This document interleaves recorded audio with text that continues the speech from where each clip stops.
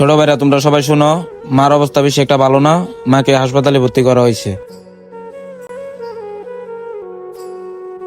ডাক্তারে পরীক্ষা করে বলছে মার একটা কিডনি নষ্ট হয়ে গেছে।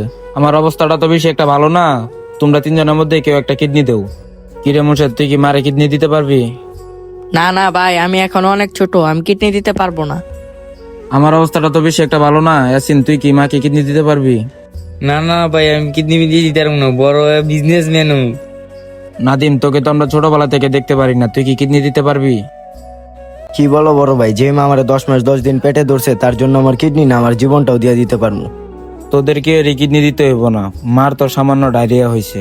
বাবা মারা যাওয়ার আগে একটা বাক্স রেখে গেছিল আমাদের এখানে, ওই বাক্সের ভিতরে অনেকগুলো টাকা জমানো আছে। তোদের সবাইকে পরীক্ষা করে যেন টাকাটা দেই। ধুৎ, এনে নাদিম, আজকে থেকে বাক্সর মালিক তুই। এই, কেমনটা লাগে? প্রিয় দর্শক, আমি এই কাজটা ভালো করেছি অবশ্যই কমেন্ট করে জানিয়ে যাবেন।